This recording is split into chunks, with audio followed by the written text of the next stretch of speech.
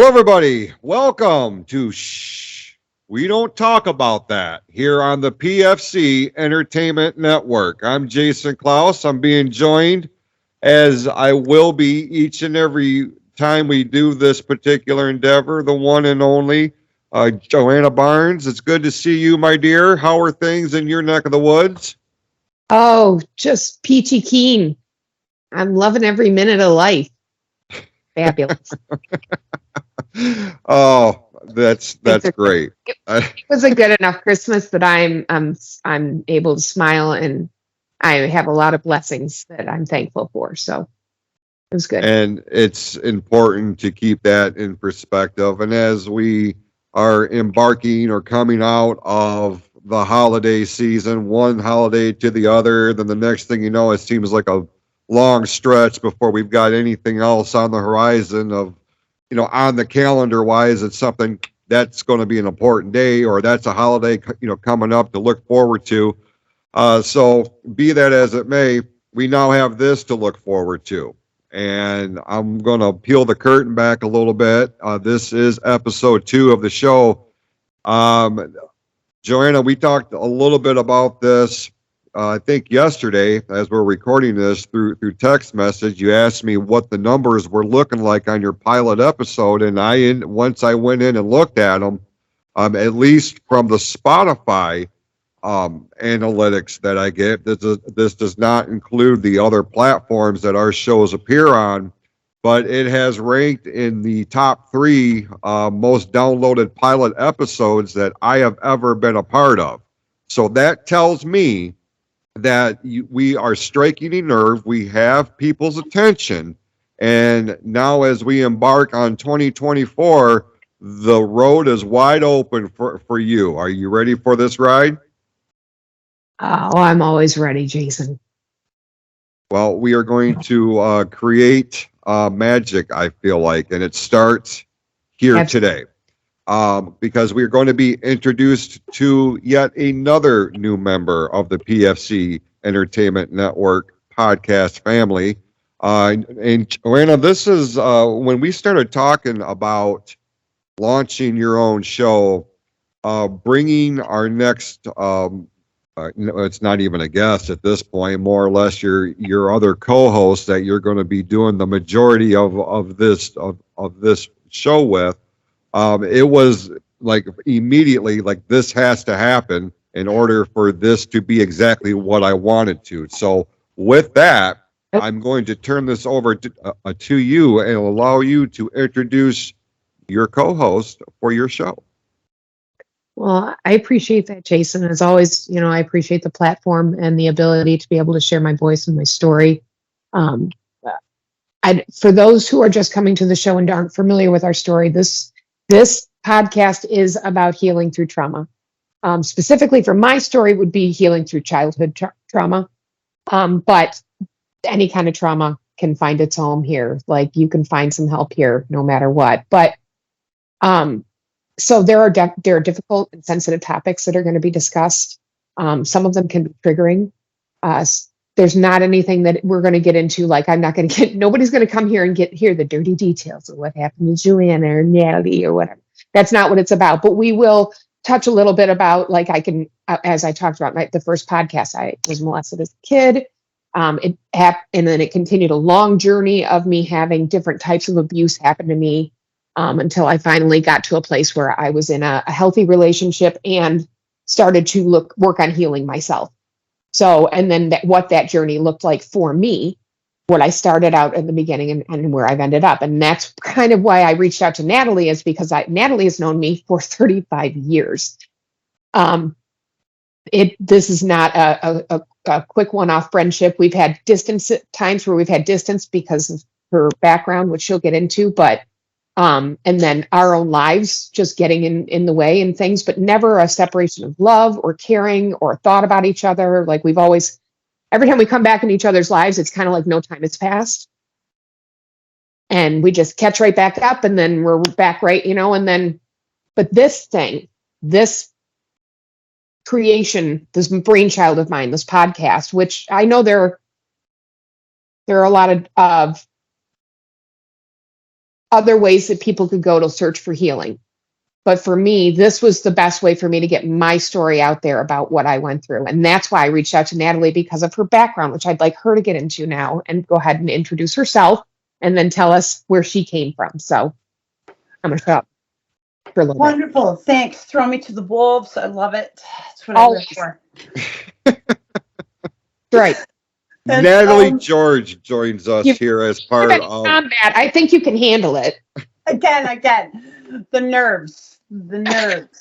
It's like I'm doing therapy again for the first time.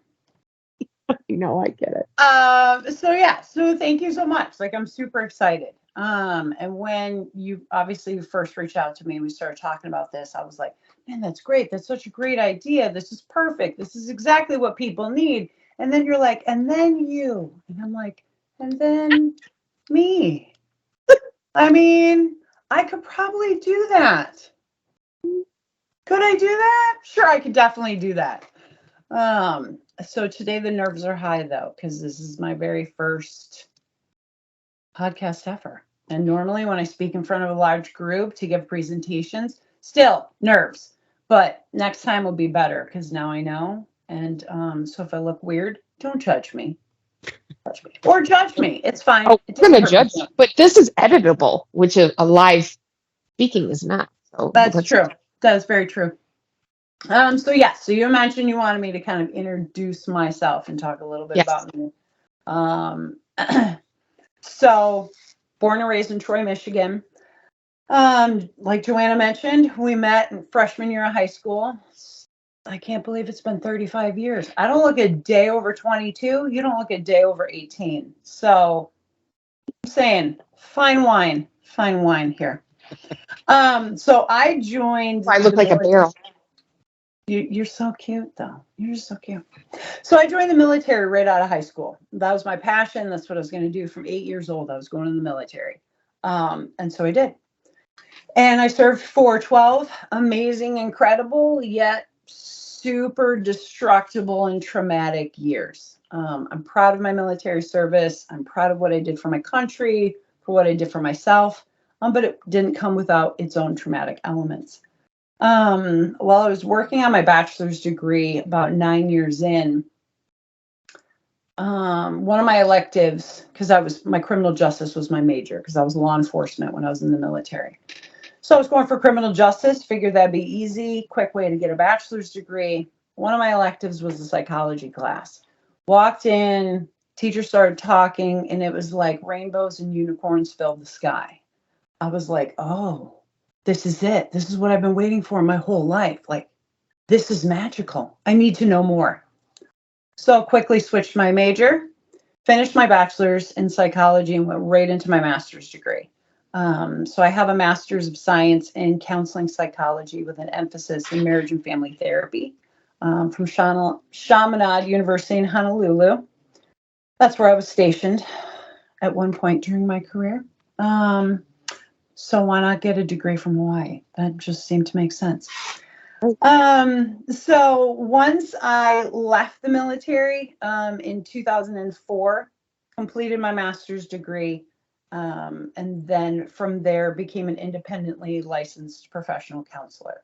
I'm licensed in the states of Arizona and Michigan. So that just is different from like a psychologist who has a PhD or a doctorate level, and then a psychiatrist who actually has a medical degree.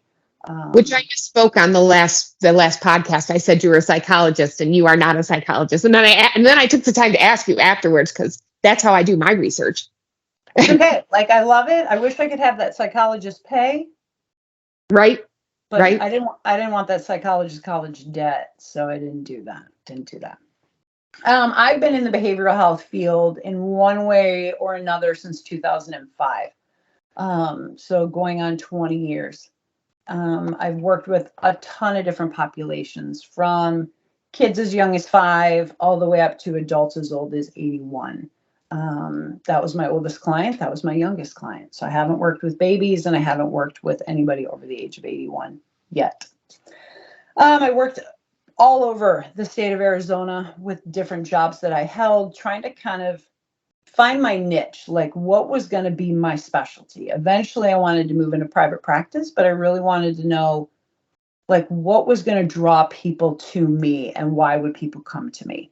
I already knew that I would work really well with military, both active duty and veterans, because I am one. So I speak their language. I understand their struggles in a completely different way than a civilian therapist would.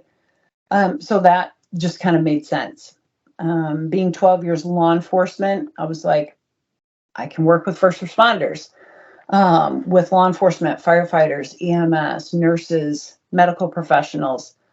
Just because, again, understanding that first responder side of the house, when you like first responder related trauma. Then from there, I'm like, okay, now I need more. Like I need more training. I need more information. I need to understand more. So started taking a ton of trauma trainings in order to really dial in where I wanted to focus on the most with my niche. Because you can Google counseling in insert city and you're going to get a million different options out there. Right. But if you dial it in even more, like counseling for PTSD in said city, okay, it's going to whittle it down. It's going to keep whittling it down. So that was essentially my hope and my goal. Trying to think, what else? What else was I going to say with that? I don't remember. It went away. That happens. There's a lot that I keep up here in the vault. Ultimately, I knew my history, my background, where I've been. I had my own set of childhood trauma from probably as young as 3 is what I can remember, all the way up until my like early 40s. So a lot of different trauma across my lifespan. So I knew like, okay, taking pieces of that, kind of understanding how trauma works, impacts the body and the brain, the reactions, your emotions, all of those things was like, okay, well, I can do this. I understand the military side of the house. I understand the law enforcement side of the house. Now I have the trauma side of the house. This is going to be great. And then my life imploded. So that was always wonderful. So my life imploded in about 2011. From that, while still doing my job, at that time I was working in the county jail. So while still doing my job, I had to find my own therapist. I thought, I can deal with this. Like I fixed it. I'm healed. I've done all the work. I had done no work. Like it's easy to be like, I'm so past that. It happened when I was 10. Wasn't past that because something triggers you, boom, you're right back to that scenario, your body, your emotions, everything.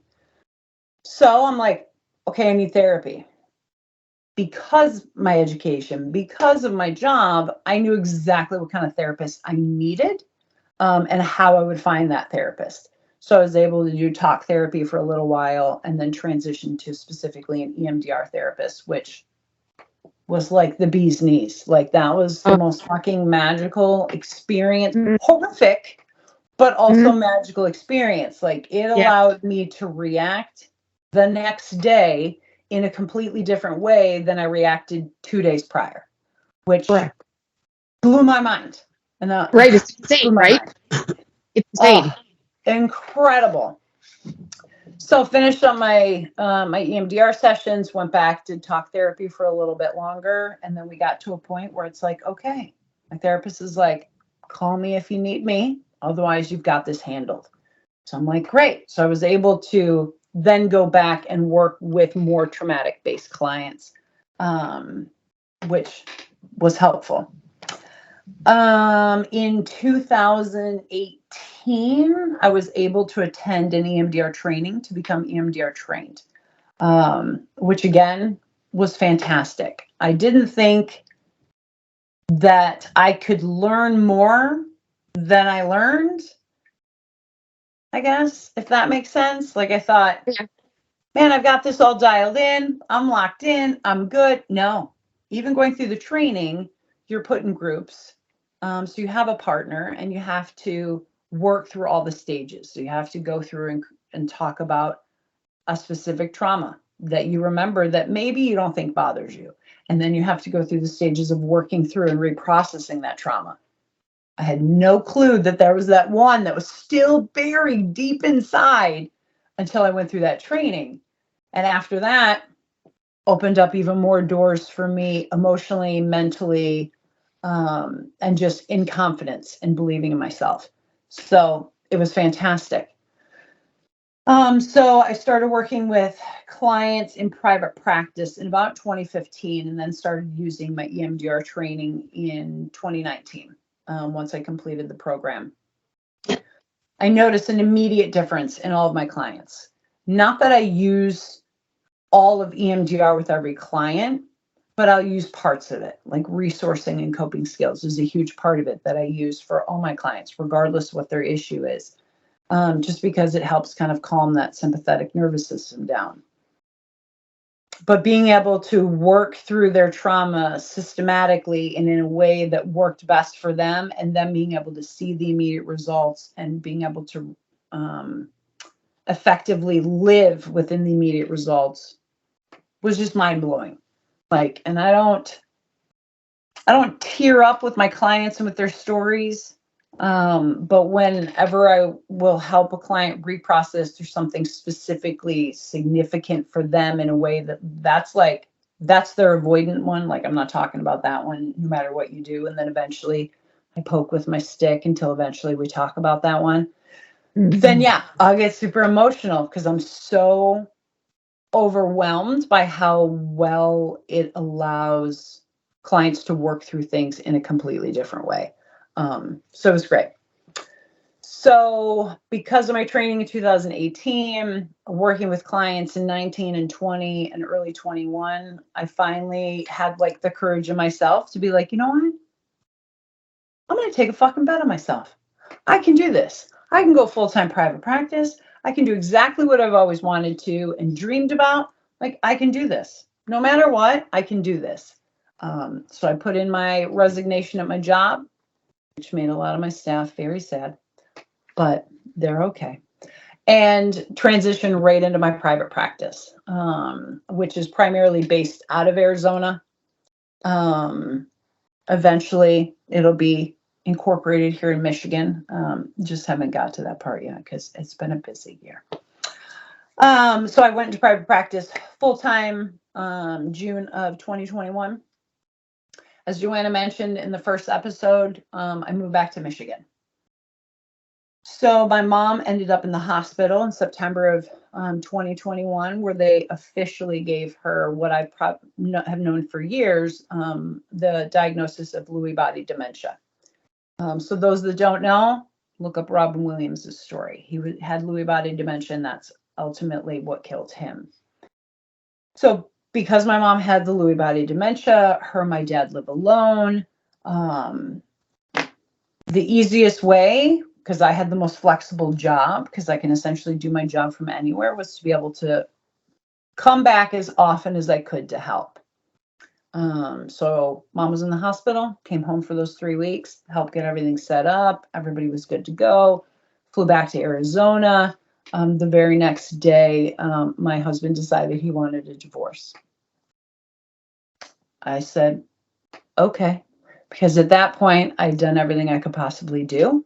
I wasn't fighting for something that somebody else wasn't going to help fight for either. So called my dad a couple days later, said, Dad, moving home? He said, great. Moved home 2.5 months later, and I've been here ever since. So I take care of my mom and help her a lot, as well as working from home and seeing all my clients virtually, since all my clients currently are in Arizona. All said and done, I would relive every experience of my life, all the good, all the bad, all the horrific, if it got me exactly where I am today.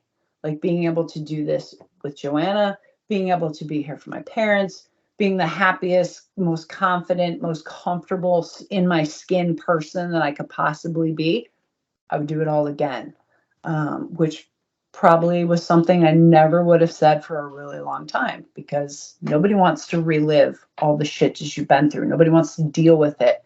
They would much rather come back as a butterfly or a squirrel or something that's easy and simple But ultimately, it's led me to be the best therapist that I know how to be, to work with all the vets and the active duty people I've worked with, all the cops, all the firefighters, all the nurses, just all the adults with any kind of trauma or any kind of mental health concern that they might have, all over again, all over again. Because for me, it was completely and totally worth it. I have a question. I actually have a Yes, couple sir. questions Fire away. because, you and I met like, I don't know, 15 minutes ago, right before we came on the air here. Yes. So the one thing about me is I need to know, I like to know what makes people tick. What has driven them to where they are at this point in their lives? And you've Yeah. laid out a very personal story here, which I greatly appreciate. Couple of things though.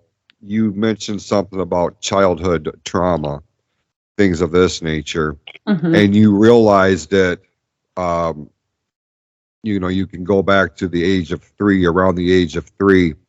How much of that and how you dealt with that played a role in your desire, which you said on here a moment ago was a long time goal of yours to get involved in the military? Is your desire to embark on a military career, was that inspired or in response to the trauma that you had experienced as a child? That's an excellent question. And yes, my initial goal, my reason for joining the military, um, which I would love to say I was a patriot from the beginning, but the patriotism didn't kind of come in until like after my training. But it was to leave, to get away from everything that had ever hurt me, and the quickest way I could do that was through the military. I kind I of did it. wondered. Say that again, Joanna. I did mine through pregnancy, and I was so jealous and envious that I at the time that because I felt like I didn't have the same physical capabilities that Natalie did to be able. I had a lot of shit wrong with me. They knew that back then. I knew that the army would be like, beat a chick, you can't even breathe right. Watching you go away was one of those things that was like so hard for us as a kid, but Yeah. I didn't know how bad things were for you for a really long time. You just didn't talk a lot about it. And we saw some stuff when we were around, as kids, but I wasn't there when you were really young. Obviously we met when I was like 15. It wasn't until later that I realized how much that must have been a drive for you to join the military, in addition to your love of service and wanting to serve your country and, just the integrity of the person you are. So it's interesting that you asked that question, Jason. He has excellent. Well, it's like I'm trying to connect the dots here. Like I've gotten, because you may have noticed when you guys talk, I sit here, I take notes, and when things pop out at me and I need to know more, that's the inquiry mind of me. And I don't, I'm weird that way. But like I feel like in any circumstance, in the terms of a conversation, like I want to know why people think the way that they do, if they even know why they think the way that they do. Have they correlated that with some other experience, and that's what fuels them? Because you listen, I'll use this as an example. A lot of the most successful mixed martial artist fighters are that way because they are channeling a lifetime worth of their own abuse and ill feelings and anger, and they have found their constructive way to manifest all of that emotion.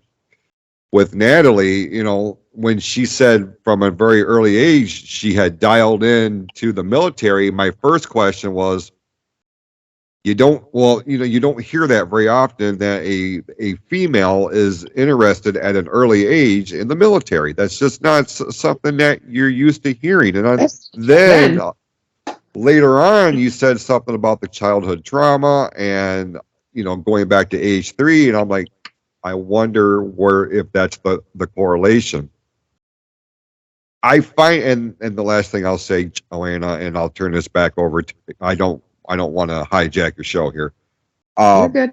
the fact that Natalie ended her kind of, timeline of her story with the fact that she's the happiest, she's confident. The fact that you got to a space where you rolled the dice on yourself, and I have talked about that on my show, on the flagship show for years now. Sometimes you got to roll the dice on yourself. You have to bet on yourself to see if you can, and we'll never figure out if we can if we don't push ourselves.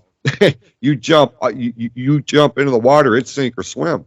You Yep. know what I'm saying? So for you to have done that and to have used words like happy and confident and the best version of yourself, and you would not change anything about all the bullshit that you had to endure to get to this point, this is living proof of what I've been talking about for years now, and people think I'm full of shit, but there's instances and stories like this that lets me and other people know this can be reality. So I applaud Yeah. you for that.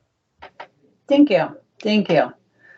It was a long, hard journey. And the more that, not only like the more that I worked on myself, but the more I worked with clients, like I learned something new from every single one of my clients. Some kind of advice I'll give them and I'll be like, oh shit, girl, you should probably take that advice for your damn self. Or like, oh, that just struck a chord with me. Okay, why did it struck a chord? What's going on with you? Like, and being able to reassess myself, but then getting to the place where I am in spite of everything that I came from is like, I won the gold medal. Like I couldn't, there's no higher award that I could win because ultimately I'm me all of the time instead of versions for me for every person that I encountered because of the trauma, because of those responses that I felt I had to be for certain people. Like I'm me. You don't have to like me. It's okay. You don't have to listen to me. It's okay. It's not going to hurt my feelings. It's not going to impact me. 20 years ago, I would have been a hot shit show of a mess if people didn't like me or I couldn't bend to what they needed me to be. So it's fantastic. So I appreciate you asking the questions, and I appreciate you understanding and kind of seeing below the surface or pulling back the curtain, so to speak. No, it's tremendous, and like I said, it's exactly what I have talked about off and on since I started doing motivational speaking, and then doing the YouTube show, which led to the podcast, which led to the network, and so there's a lot of what you said that I can correlate with because I have done that myself, just in different areas and different aspects. And Joanna, we've talked, off air, on air, briefly, everything that you have had to endure, everything that you have encountered has really prepared you for what we're really fixing to do here and now with the podcast and what the overall intent in this is. And it wouldn't be what it is if you didn't endure that. So if there was any silver lining, I'm a very much a silver lining guy, by the way. If there's any silver lining, that would be it, right?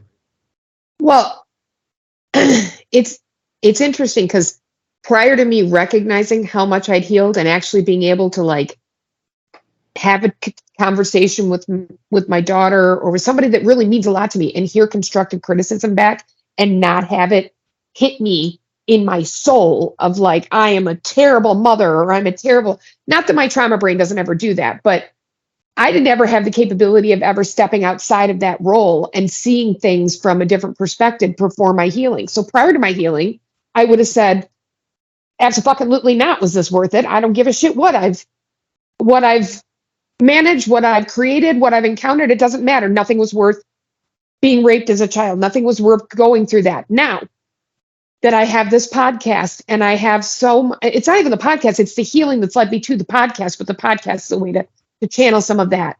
And now that I have that perspective, that different perspective of looking at it through just the reaction that I got after that first podcast of people reaching out to me saying, I've been listening to this and I'm hoping it's going to give me the courage to go to therapy.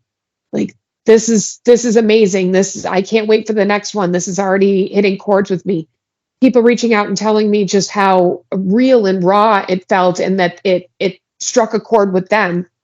All of that's the first podcast led me to realize, like, I have, as difficult as the road has been, the universe had a plan for me. And I didn't have to understand all of it. What I have to do now is make the best of it and try and spread my knowledge and healing wherever I can. And the only way that I felt like I could do that was to be as real as possible with people. So that's kind of where I'm at. And you'll see messy versions of me, and you'll see Natalie talked about how you're the same version of yourself. I'm not there yet, mostly. But, sometimes I'm a little more better behaved with certain people than I am with other people. But I have my messy days and I have my great days. But what I never had before that I have now is confidence in myself to do a podcast, to have a conversation with somebody that I can highly respect, consider to be a professional in her career, consider to be somebody who absolutely has a wealth of knowledge to share, to be able to put myself out there and do a podcast with you, somebody that has the background that you do of notoriety already. So, like, I already know you have some kind of professional clout. People know who you are, if that makes sense, Jason. I'm talking about Jason there, not you, Natalie. People know who you are too, but talking about the MWO and, that those kinds of things tying together. Like, I had to think about a lot of that and realize, am I okay with putting all this out there? Right. So I think that me going through it was necessary to get here, but I couldn't have appreciated it if I hadn't have gone, and no matter what I accomplished, if I hadn't have gone through that trauma healing first. Healing, not just healing. That's something that I have, I've maintained, that no matter what journey, no matter what goal anybody is looking to accomplish, if you are not willing to go through the shit, if you're not willing to put the work in, if you're not willing to be all in, then number one, your success level is not going to be where it could be. And number two, even if you do achieve some degree of success and it was based not 100% on your work ethic or your drive or your determination or your approach or anything, if you're not 100% all in, it's disingenuous. And I feel like, and I have experienced of it enough in my day to where anything that's easily handed to you is just as easily taken away without question. And I mean, a hell of a lot easier in some regards because you didn't earn it. Now, you can incorporate that into just about any realm of life. Personally, professionally, it doesn't really matter. What I find, and from my position, I look at a common theme or a common thread that puts every man and woman under the PFC umbrella, and that is legitimacy, that is authenticity, that is honesty, that is transparency. And every single person, I don't give a shit what show we're talking about, that individual that is on that show, and this one is no exception, you are going to get the absolute truth, real, raw, honest with every single endeavor. And if your listeners, your fans, if that gets compromised at all, then the entire purpose of this is gone. The cool thing is that you guys realize that coming into this, it's not a lesson that has to be learned. And it just speaks volumes. And I say that because I generally don't try to have expectations, but I have hopes in everything that I do and everything that I am tied to in any way, even if it's just as a producer or a co-host or a contributor or whatever. If I'm involved in it, you have my undivided attention, my focus to make you guys as successful as you possibly can be. Even though I try not to have expectations, I low key do. I have no doubt that once the wheels start really moving on this, and you guys start putting regular content out there, and it gets more attention, and you start helping this person or that person, I guarantee, man, like your inbox is going to start blowing up because you're going to change or help a lot of people in this endeavor. And I hope you guys realize that, because I essentially have the best seat in the house. I got front row, and I am very optimistic and hopeful for what's coming, and it's going to be awesome for sure. That's the goal. I mean, that's definitely, like, both of us coming into this. We were both excited by Natalie and I have conversations that sound a lot like the podcast that we're going to have, where we just start talking about therapy stuff, trauma stuff, whatever. And I can't tell you how many times I thought, like, shit, we should have recorded that. Like, somebody should have heard that besides just us, because some of the things that she shares with me are so insightful and thoughtful and helpful. And then, you know, I'd like to toot my own horn once in a while and think once in a while I say something smart too. So, you know, you just never know. But one of the things that Natalie and I both bonded over too is this, my favorite book, The Body Keeps the Score, which I actually have a funny story about this. It's a side note, but somebody asked me, they had a shirt on that said, what should I read next? And I said, The Body Keeps the Score. And they yelled at me, I'm not reading a diet book. And I had to be like, I'm sorry. That's not what it is at all. I'm so sorry. So that's not what it is. But Natalie and I talked about the value of this book and how much we love it. And Natalie, I think you talked about how you kind of use it in your practice. Yeah, I've used it or recommended it to probably every single client for the past maybe 13, 14 years. Anybody that comes in that has any kind of stuff, like, and I know if they have stuff, like when they come in and we start talking, I'm like, oh, you got a lot of shit beneath the surface.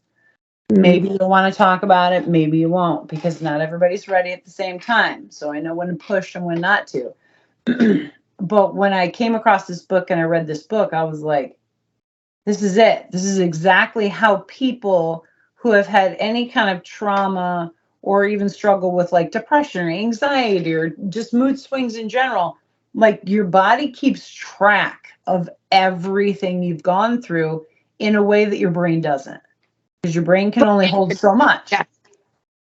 Yes, from infancy. Yeah, it's incredible. It is incredible. Because like I'm gonna get ahead of myself, so I'm gonna stop. It's fantastic. I recommend it to every single one of my clients, and most of them are like, "Is it an audiobook? Because I don't read." Right. And I'm like, maybe. Here's the link. Like I send them just here, go find it, read this, listen to it, have someone else read it to you, whatever needs to happen. And a lot of times they'll come back and they're like, I started to read that book and like, man, that's really good. And I didn't know this or this about the brain or this about the body. And then they get even deeper into it and they're like, I chuck that shit across the room. I don't like that book. I don't like that book. I'm like, it's okay. Let it stay across the room. And then go over there and pick it up when you're ready and keep reading, because everything's going to hit every single person in a completely different way. Right. Right. And we kind of talked about, there's a challenge. Jason and I were talking about this. There's a challenge with finding the right therapist and knowing what you need and knowing what kind of therapist to go to. I remember when I found my current therapist, which I had already gone and seen a couple of therapists. I talked about this. One of them I remember distinctly being in the room, and I was telling her a story about like when I was 4, something terrible that I'd remembered. And I look over and she's like this, and her eyes are rolling back in her head. And that happened to me twice with her. And I just got up and left. I never went back. And that was, Yeah. but she scared me away from therapy so long. Instead of me being like, that just wasn't the right fit for me. She wasn't the right fit for, maybe she's got something physical going on. I took it like a personal, like, and because you're so raw and you just don't realize. But when I finally got into my current therapist, I did the same thing where I went in there and I was like, listen, every relationship I'm in is in a hot dumpster fire. I don't know what the common denominator is except me. I don't know what's going on. It's not my childhood. I'm over that. It's this stuff here. And he was like, oh, so you got these like scars here. And I was like, yeah. They're all healed. And he's like, really? What about that one? And he like picked at it and all this shit came out. Yeah. And I was like, what the fuck, dude? That was healed. And he was like, yeah, but it wasn't. Yeah. You thought it was, but it wasn't. And then when he started, that's when I talked about like the wounds. It felt like going in and getting a wound debrided every week or every other week, depending on how often I went. And it wasn't that it was painful, physically or anything, but I would come out exhausted and mentally and physically, and dealing with that deep trauma, that really profound stuff. This didn't happen all the time, but some of those sessions were rough. And then the next day or 2 days later, I was like, you could feel the synapses firing differently. You could feel your brain. I could feel things release in my body. I had knots come out of my body that had been there in my neck and shoulders for years. Mm-hmm. That suddenly one day just released after a certain amount of therapy and me finally unlocking that right piece of trauma. So that's one of the things we talked about. Like in chapter 2, they kind of talk about the journey of therapy, where it's come from. And then they also talk about how important it is to find the right therapist. And I know there was something that you wanted to reference in there. I don't know if it is in relation to that, but I'd love to hear what you have to say about it. Absolutely. And like you said, finding a therapist it's not easy. And there's so many different types and options out there. So it's super overwhelming for people. And like you had said on the first episode, you said I was a psychologist. I mean, everybody will say, are you a doctor? How to refer to you? And in my brain, I'm like, how do you not know the difference? But then they'll tell me what their job is. And I'm like, I understood the first word, but I don't. And then they look at me like, how do you not know the difference? And I'm like, okay, that's fair. That's fair. Like, yeah, I'm like, oh, okay. So being able to do that, and a lot of times because my license is a licensed professional counselor, so then people will say like, oh, I want to come to counseling with you. And then a lot of times because I'll say therapy. So they're like, what's the difference between counseling and therapy? Isn't it the same thing? And I'm like, that's an excellent question. No, it's not. It's like watching a YouTube video to make a fancy meal versus going to like cooking school and learning from the bottom up. Like counseling helps you manage day to day, bring a new problem to the table every week. We're chatting about it. We're working through it. Next problem next week.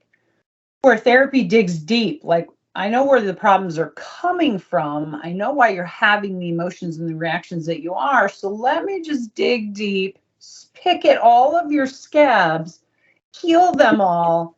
And then everything becomes like a day-to-day check-in, but now it's every other month or every few months because the level of depth has been achieved versus kind of maintaining the surface, which is totally fine. Because again, not everybody's ready when they're ready. So a lot of people will come in and just want to go here because that's safe.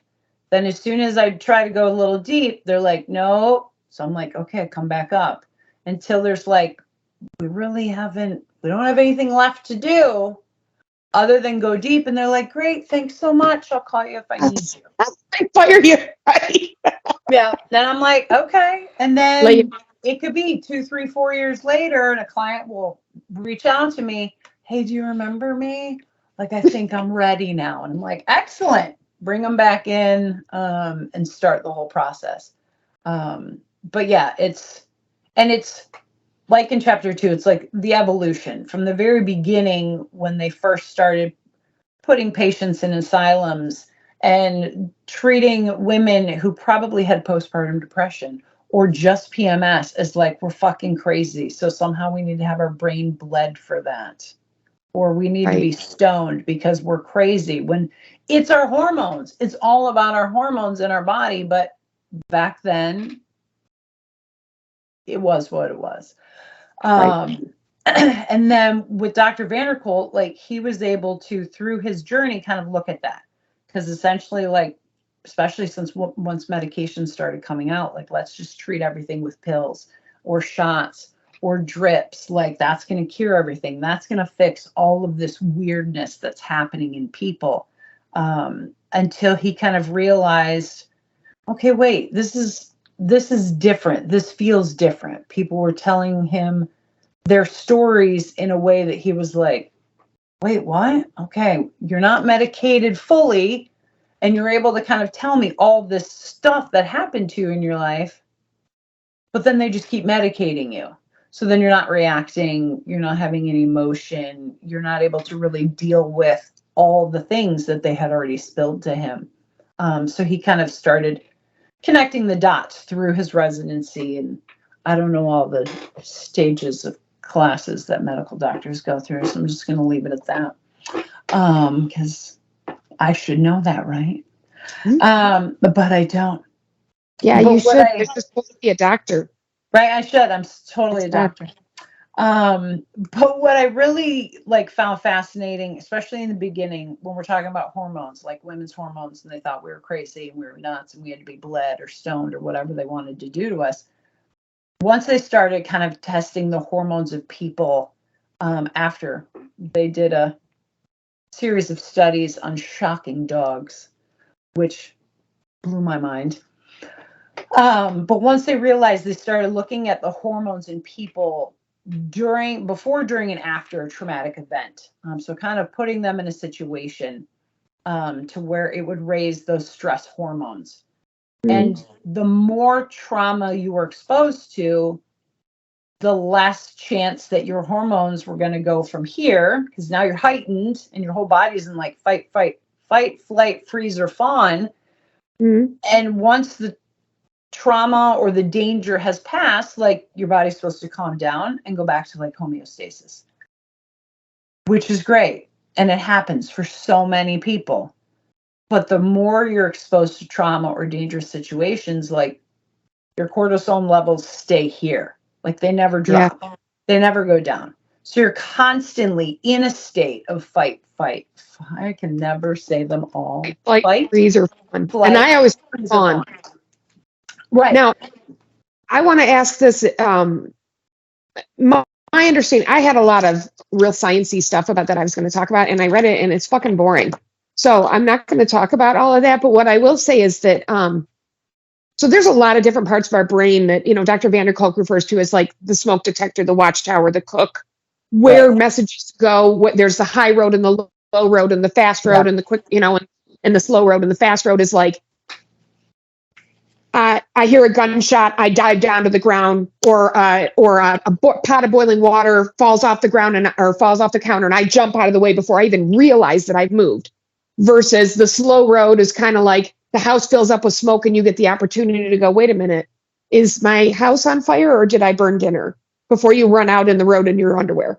Right. So we have two different paths to be able to send danger signals. But my understanding with trauma, in a nutshell, is that we don't store trauma in our long-term memory like we do other memories. It kind of stays in that short-term memory spot. And so that your brain is constantly, because those stress hormones, your body has never gotten the signal the trauma ended. Your body has, and your brain's primary function, we know, is survival. It's not, people think it's happiness or that it's rational thinking or whatever. It's not, it's survival. So your brain never got the message the trauma ended. Your body didn't get the message the trauma ended.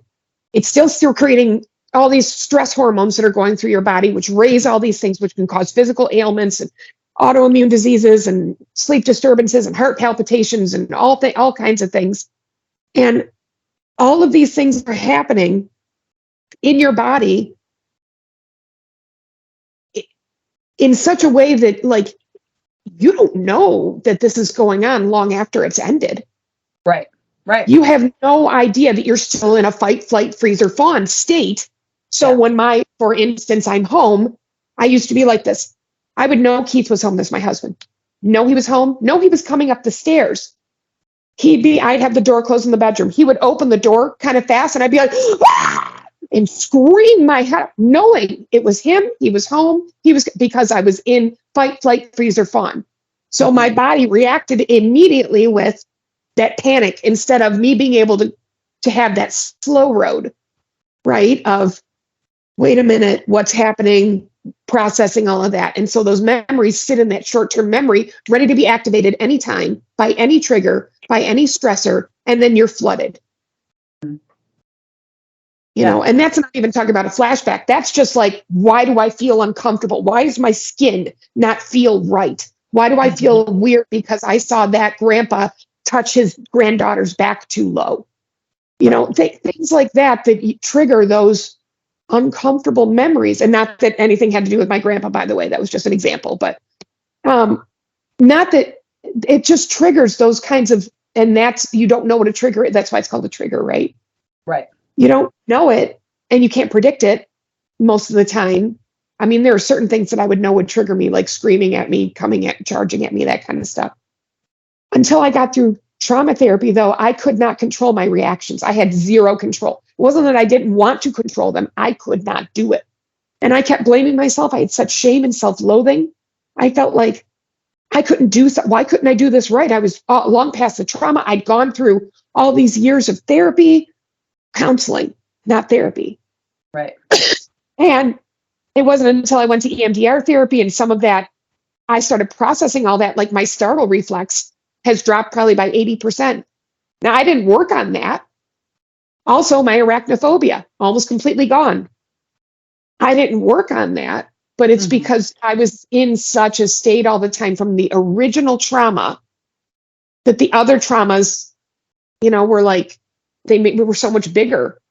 It's like when, you know, it's just like when you have an exhausting day at work and then you have a terrible drive home and then you get home and your key breaks off on the door and then you finally get in and you're like, just, and then your partner says just the innocuous thing and you go off on them. It's that buildup. That's what trauma kind of does to you too, you know? And if you're in that state and you can't calm yourself down, like, it's a fucker. It'll fuck you. Absolutely. So, and that can lead to people doing all sorts of unhealthy behaviors, excessive drinking, drug use, overeating, body image stuff, controlling what's coming in, working out too much. Like gambling, controlling porn, others' sex behaviors. addiction.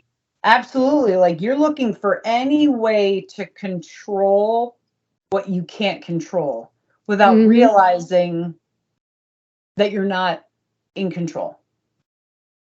That was weird. Did you see That was stars? very weird. I have no idea what that was. That has never happened before. That was I amazing. really liked what you were saying. It was like, I mean, I am fucking magical, so I My will say hands, that. I've been sitting here. I'm like, I didn't see your hands move.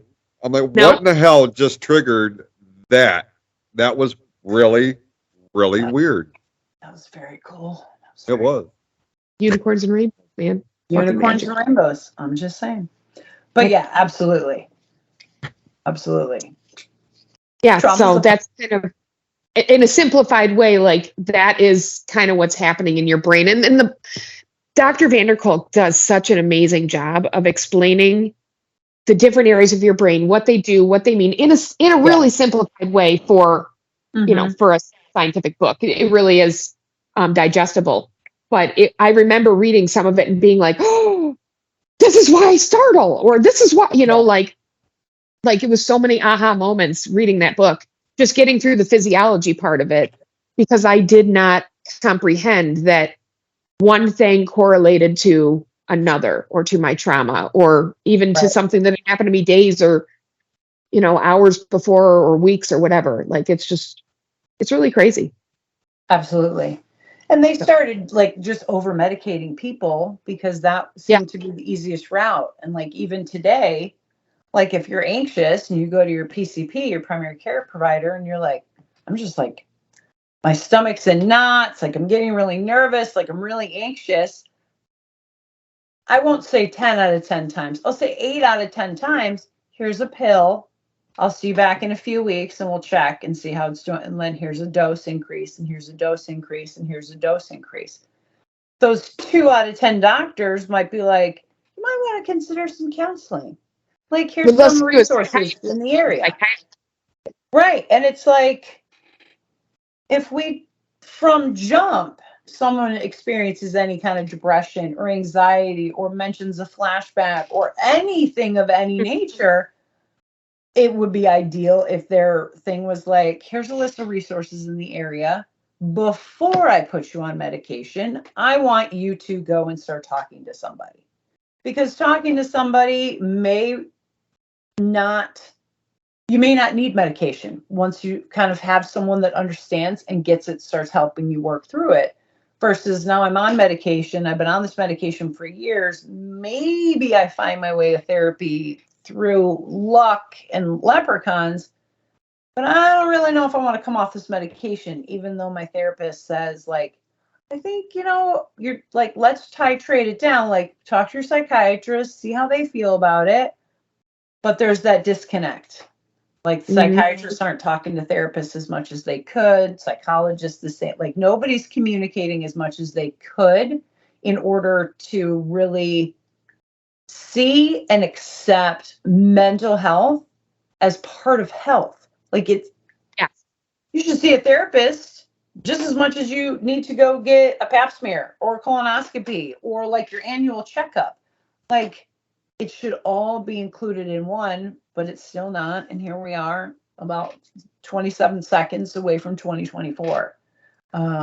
So what I really like about Vanderkolk was that he was able to be like, we could probably treat some of this stuff without so much medication, or let's decrease some of the medication and see what kind of work we can do to help these clients so that they're able to function better in society and not just be medicated and locked up until they got rid of hospitals and then they just flooded the streets.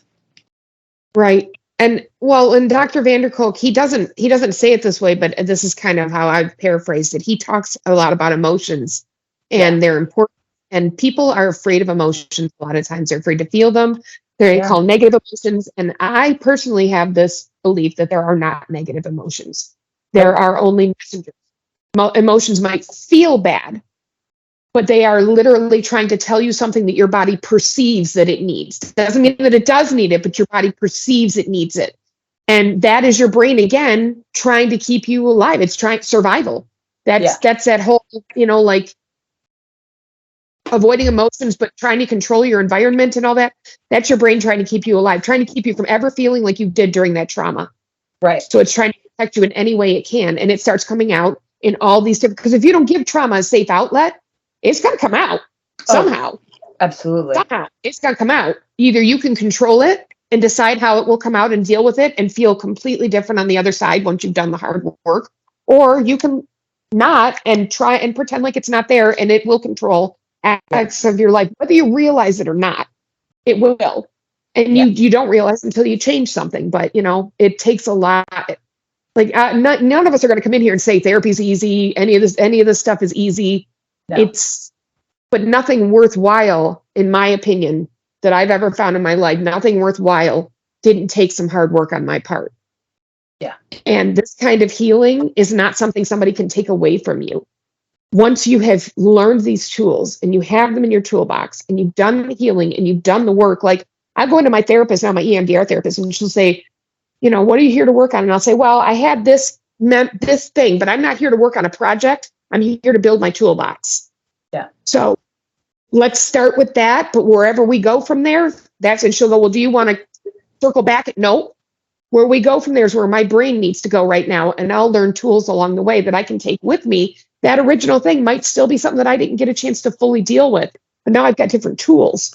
Mm-hmm. So when I get home, I don't have to wait until Friday and my therapy appointment to be able to be like, so what do I do? And this happened. I can go into them and be like, now, hey, Dave, so this is what happened. This is how I dealt with it. This is where I think I fucked up. This is where I think I need some help. And I'm done talking now. You go. And he gets to talk back to me and give me advice that I actually listen to and then follow through with. And then I end up getting the benefit of it through my healing. Yeah. But it's a long time to figure out like that was the way. So, and I had to accept those emotions. The only way out is through. Those emotions have to be felt. And the less you fight them and add a story to it, like, and just feel like I'm sad or I'm angry or whatever, just feel it and not I'm sad and this is going to happen and that's going to happen and that's going to, no, I'm sad. And you just feel it. The faster your body's going to process it, kick it out, and you can get back online again and start functioning. Because we can't think right. We can't function right when all our systems aren't lined up and working harmoniously. So Absolutely.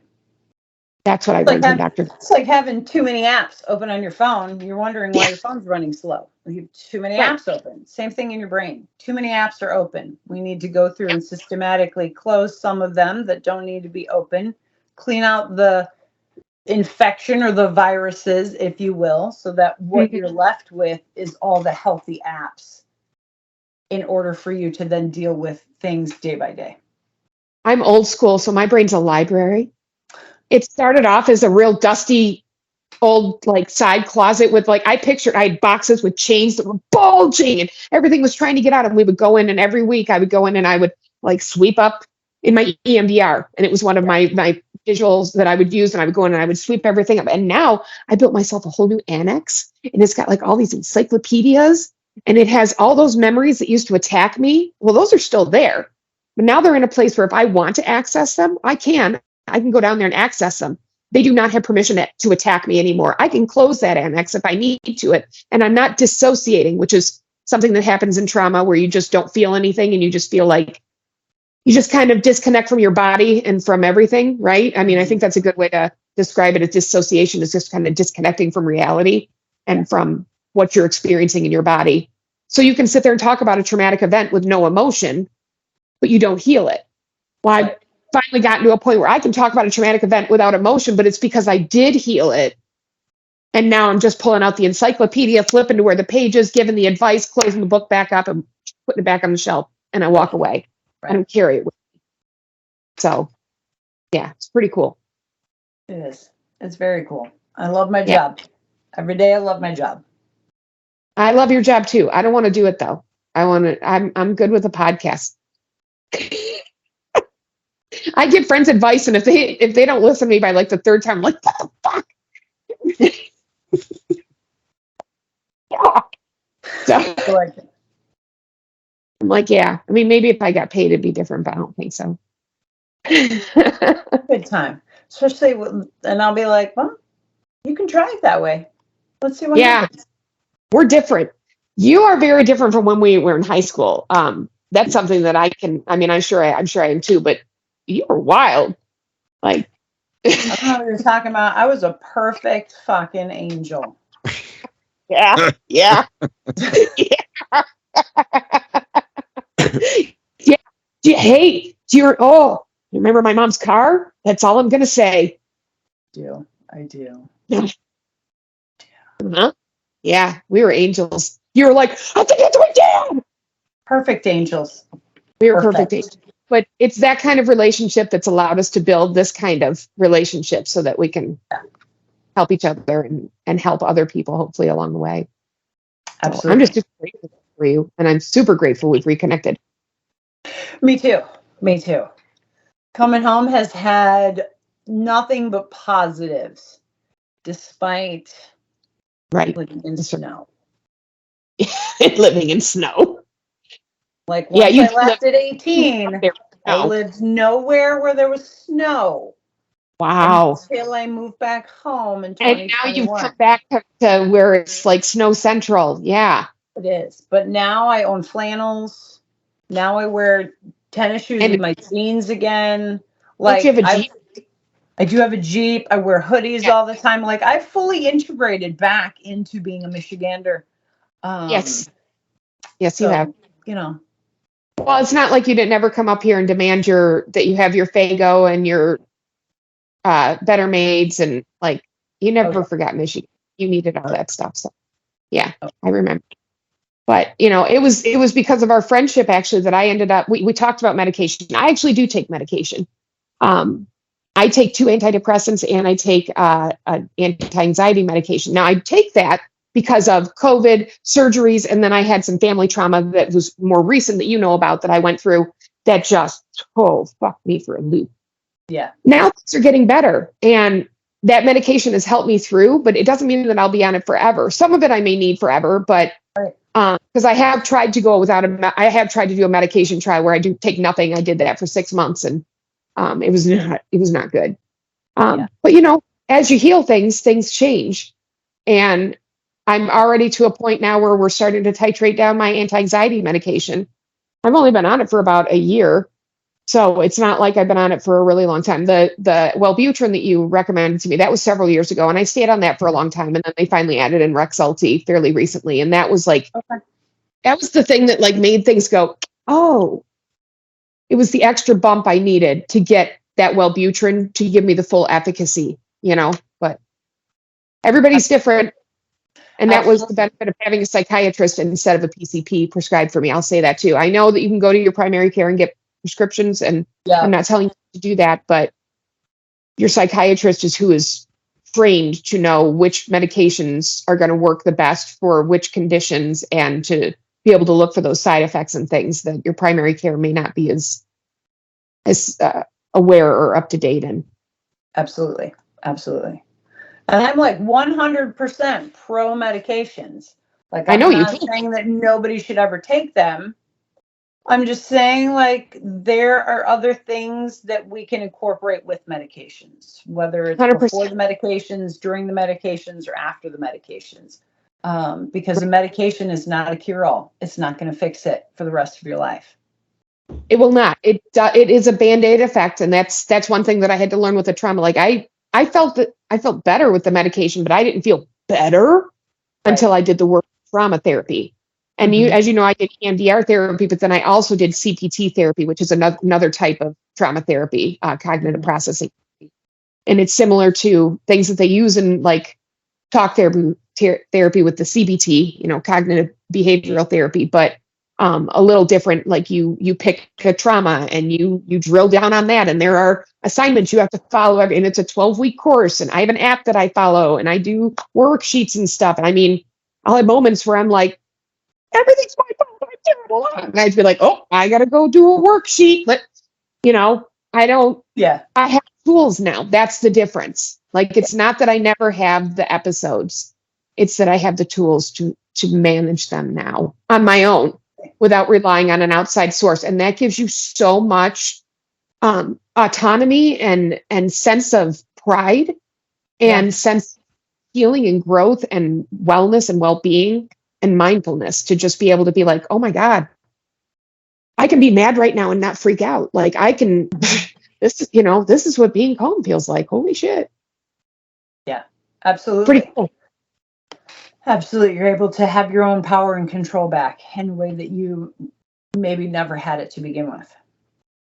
Yes. And maybe didn't realize that you didn't have it until you finally get it. And you're like, oh, that's what it feels like to not have it bother you when somebody calls you fat or, you know, something like that. Like, oh, that's what it feels like to actually not give a shit. Weird. So. I love it. I love it so much. This is awesome. This is awesome. So, yeah. But Jason, I don't know where we're at on time, but I don't want to.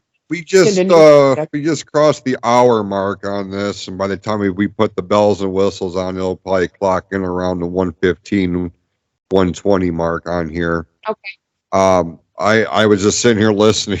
Like I said, this is one of the best parts of the job is I get to sit here and listen to you two go back and forth. And while I'm like the apps on the phone analogy, like there's going to be a demographic of people that tune into this that are instantly going to pick up on that. And that registered.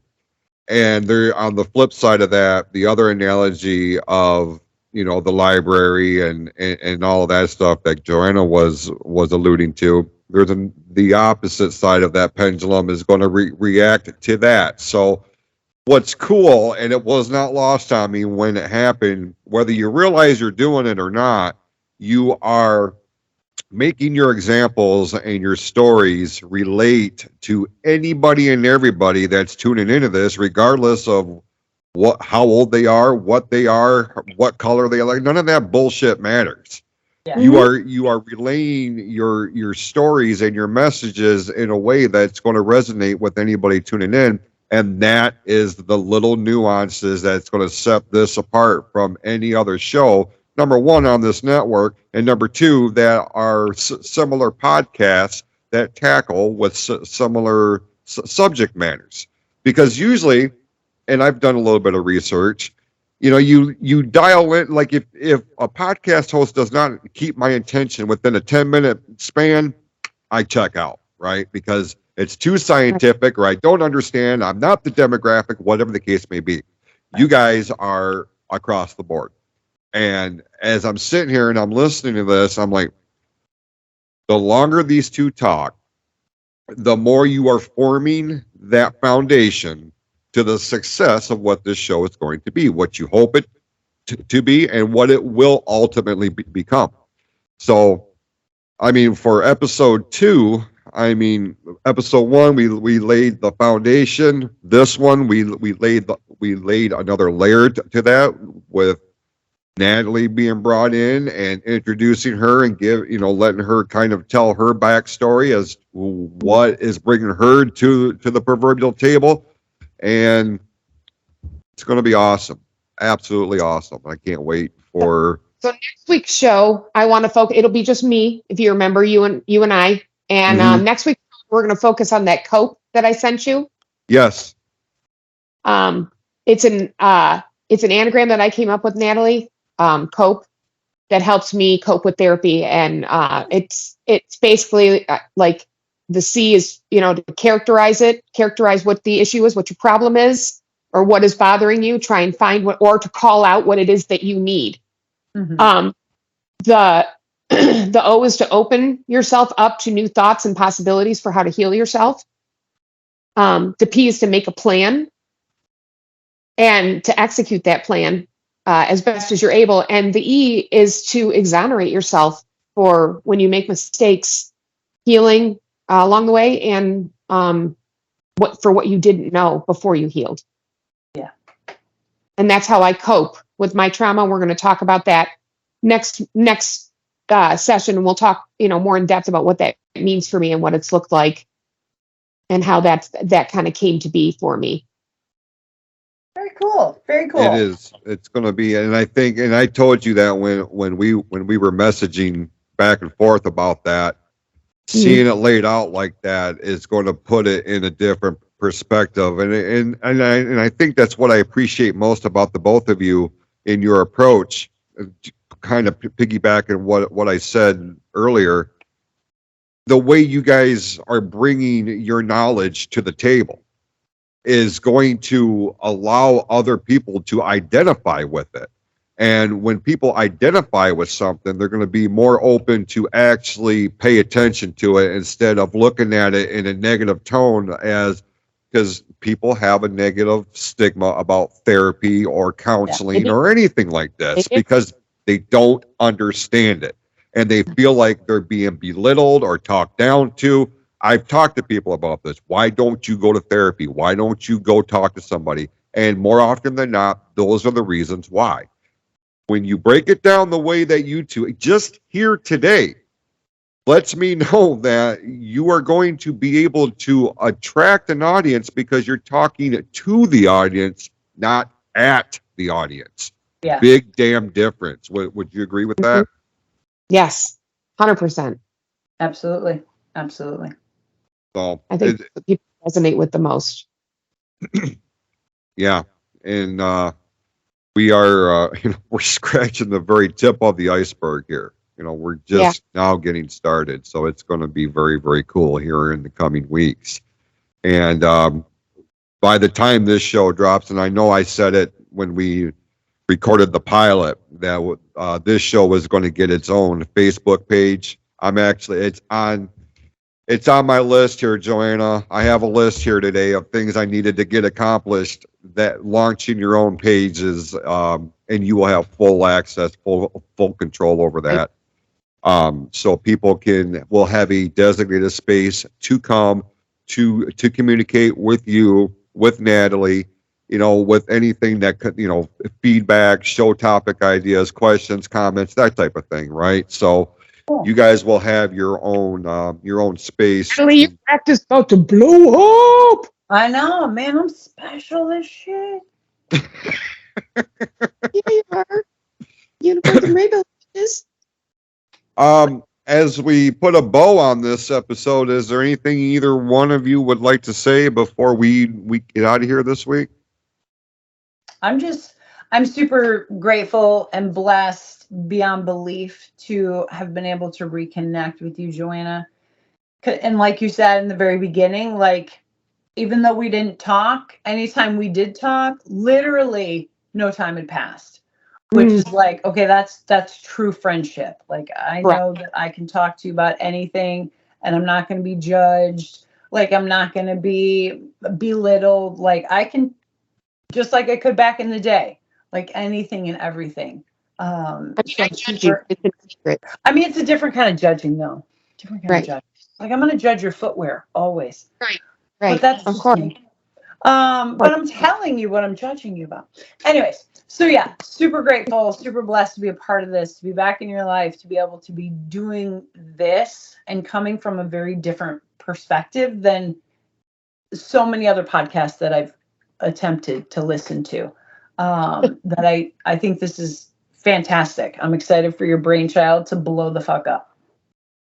I'm excited for it too. And I'm super grateful that you said yes, especially with everything on your plate, that you said yes, because I do think that we can make magic together, the three of us together with this. I think it's a great platform basis, but I also think that you and I have a good chemistry. So I think it'll work well. We've always made each other laugh, and that's helpful. Yes, definitely. Well, I'm excited about it, and like I said, I get the best seat in the house. I get front row, so I'm here for it. I got popcorn ready. I'm ready to roll. So it's going to be cool. I'm looking forward to it. If you have questions, comments, feedback of any kind at this point, you can always send it to the PFC Entertainment Network page on Facebook, or close to the heart at gmail.com is the official email for the network. And check out our online store, cafepress.com/PFC network. I have a feeling, I'm not a fortune teller. I don't have a crystal ball here, but I feel like by the time this aren't we cute? I feel like by the time this show drops, smartass, you will have your own merchandise store on the online store. But if you keep that stuff up, I may have to make you wait a little bit longer. I don't know. Hey, man, I'd rather be a smartass than a dumbass, so I'll take it. There you go. There you go. And with that, we'll get out here. Go out this week. Be awesome to yourselves and to each other. And we'll see you next time right here on Shh. We don't talk about that here on the PFC Entertainment Network.